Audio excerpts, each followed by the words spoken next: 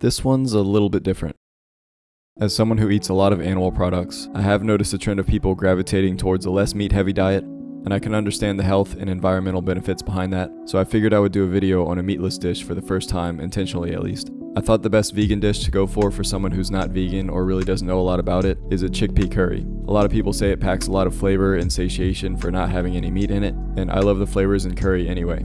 And of course, I don't have any expertise in this field, so I'm not going to make my own recipe. Instead, I'm going to follow a recipe from one of my favorite sites, Serious Eats. They had a pretty promising recipe with high reviews. So as usual, I'm not going to list the exact recipe or ingredients in this video, because if you want to make it, you should still have to go to their site, so I'm going to link that below. Instead, I'll just kind of vaguely walk through the process and then obviously go to a taste test. So for starters, this recipe calls for canned chickpeas, but I had the time, so I wanted to cook them from dried myself. I've heard that can yield a tastier and better result in some cases. So I dumped about 500 grams of dried chickpeas into a bowl and covered them with water. Enough water to let them expand overnight, that is. And I just left them out overnight until they plumped up like this. And then to cook them, I just discarded the water and added fresh water and brought it to a boil. I also added a couple of bay leaves and cloves of peeled garlic for added flavor. And once that was boiling, I brought it down to a simmer and let that go until the chickpeas were tender. Mine took just under 2 hours. I've never cooked chickpeas before, so I didn't know what texture I was going for, but this looked good enough.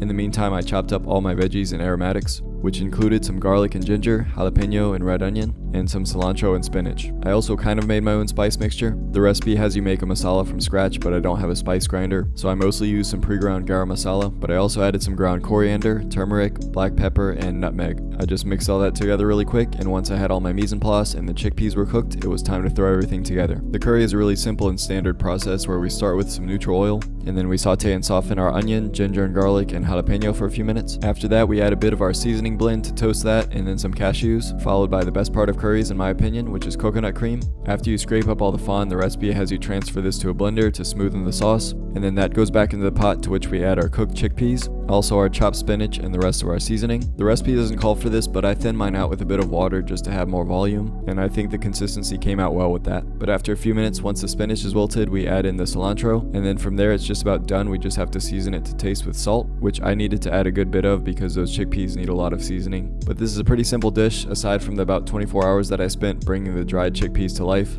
If you use canned chickpeas, this would be done in a flash. I served mine with some brown rice for the health vibes, and also this frozen paratha that I bought at my Indian market, which came out looking way more amazing than I expected. It looks really fresh. Shout out to however they make that possible. But let's see if this is enough to satisfy me without any meat products. Let's get into the taste test.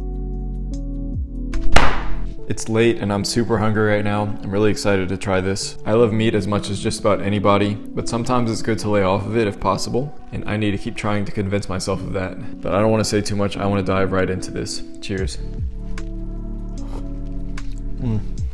Yeah, that's just great. Let me try with some of the paratha. This stuff is amazing. I can't believe that it was frozen. But yeah, this curry has really deep and pronounced flavors and textures. Pretty much all the things that I love from all the curries that I've eaten before. Do I miss the meat?